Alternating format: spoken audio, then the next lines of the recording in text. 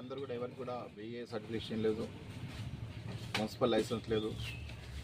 So Jammikunta పట్టణంలో గతంలో ఉన్న నీటి యొక్క తీవ్రతను, నీటి ఎద్దడిని దృష్టిలో పెట్టుకొని అప్పుడు స్థాపించిన ప్లాంట్స్ ఈరోజు కూడా అదేవిధంగా వీరు కొనసాగిస్తున్నారు.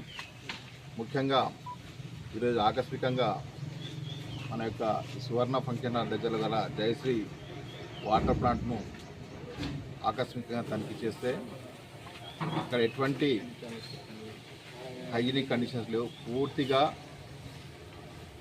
అపరిశుభ్ర వాతావరణంలో వీళ్ళు వాటర్ని ప్రాసెస్ చేస్తున్నారు. ఆ ప్రాసెస్ చేస్తున్న వాటర్ యొక్క మెయింటెనెన్స్ కూడా ప్రాపర్గా లేదు. దాంట్లో యాడ్ చేసే కెమికల్ యొక్క అవగాహన కూడా కనీసం ఇక్కడ వాటర్ ప్లాంట్ యజమానులకు కానీ దాంట్లో పనిచేసే వర్కర్స్ కూడా లేదు. సో ఇటువంటి వాటరు ఒకవేళ వీళ్ళు 30-40 రూపీస్కు కూల్ క్యాన్స్ అని కొనుక్కుంటా మళ్ళీ 20 లీటర్స్ క్యాన్స్ ఇంటికి సరఫరా చేస్తున్నారు. సో 80% ఇవి సురక్షితమే కావాలి నేను ఈరోజు చూసిన తర్వాత తెలిసింది. సో ఇక్కడ చూస్తే మనం వీళ్ళు చేస్తున్న వాటర్ ప్లాంట్ యొక్క కూల్ క్యాన్లో కొన్ని పురుగులు కూడా ఉన్నాయి. సో మన ఈ వాటర్ సురక్షితమైనవని డబ్బులు పెట్టి కొనుగోలు చేస్తున్నాం. సో డబ్బులు పెట్టి అనారోగ్యానికి కూడా గురి కావాల్సి వస్తుంది.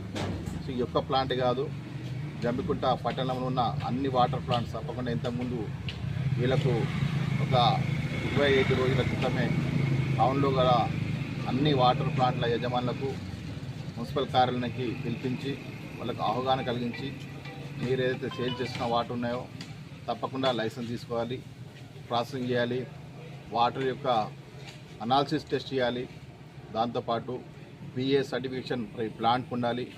పనిచేసే వాళ్ళకు కనీసం వాటర్ ప్రాసెసింగ్పై అవగాహన ఉండాలి. వాళ్ళకి ఇంతకుముందే వాళ్ళకి చెప్పడం జరిగింది. అయినప్పటికీ వారి యొక్క తీరును మార్చుకోకుండా అదే అన్హైజీనిక్ కండిషన్లో వాటర్ ప్లాంట్ రన్ చేస్తున్నారు. అదేవిధంగా డబ్బాలు కూడా 90 డేస్కి ఒకసారి డబ్బాలు మార్చేయాలి, కంప్లీట్గా మార్చాలి. అది ప్రాసెస్ 90 డేస్కి ఒకసారి డబ్బాలు మార్చాలి, నెల తరబడి కూడా డబ్బాలు మార్చలేదు. సో ఈ సందర్భంలో పట్టణ ప్రజలతో ఒకటే రిక్వెస్ట్ చేస్తున్నారు, దయచేసి మీరు వాటర్ తీసుకునే ముందు ఆలోచించండి. ముఖ్యంగా మనకు వచ్చే వాటర్ కూడా ఇప్పుడు మిషన్ భగీరథ వాటర్ వస్తున్నాయి, అవి కూడా సురక్షితమైనవి. కాకపోతే కాచి చల్లార్చితే 100% సేఫ్గా ఉంటాయి. మనం డబ్బులు పెట్టి ఈరోజు జబ్బుల్ని కొంటున్నాం. మనం చూస్తున్నాం ఇంత అన్హైజీనిక్ కండిషన్లో వాటర్ ప్లాంట్స్ ఉన్నాం. చాలా విచారకరం. తప్పకుండా ఇటువంటి వాటర్ ప్లాంట్స్పై కఠిన చర్యలు తీసుకుంటాం. ఒకవేళ ఎవరైనా రన్ చేయాలనుకుంటే అన్ని కండిషన్స్, అన్ని రూల్స్ అండ్ రెగ్యులేషన్స్ ఫాలో అవుతూ ప్రజలకు మంచి నీళ్ళు ఒక ప్రాసెస్ చేసి అదేవిధంగా దాంట్లో ప్రాపర్గా అయితే క్లోరిన్ కానీ ఇతర కెమికల్స్ కలిపిన తర్వాతే అది కూడా శుభ్రమైన డబ్బాలలో, క్యాన్స్లలో. ఎందుకంటే క్యాన్స్ 90 డేస్కి ఒకసారి చేంజ్ చేయాలి, ఇంతకుముందు చెప్పాను. కానీ ఎవరు కూడా ఇక్కడ చేంజ్ చేయడం లేదు. సో ప్రజలు కూడా దీన్ని గమనించాలి. మీరు తీసుకుంటున్న వాటర్ ఏ ప్లాంట్, దాని యొక్క శుభ్రత ఏంటి, అక్కడున్న వర్క్ చేస్తున్న సిబ్బందికి దీనిపై అసలు ప్రాసెస్పై ఏమైనా అవగాహన తెలుసుకోవాలి. దాంట్లో కల్పిస్తున్న కెమికల్ కూడా ఈరోజు చూస్తే ఇక్కడ కెమికల్స్ కూడా లేవు, బ్లీచింగ్ కలుపుతున్నారు. సో అది కూడా చాలా విచారకరం. తప్పకుండా టౌన్లో ఉన్న 25 వాటర్ ప్లాంట్స్కు మనం గతంలో 2-3 సార్లు నోటీస్ జారీ చేయడం జరిగింది. వాళ్ళకి అవగాహన కూడా కల్పించడం జరిగింది.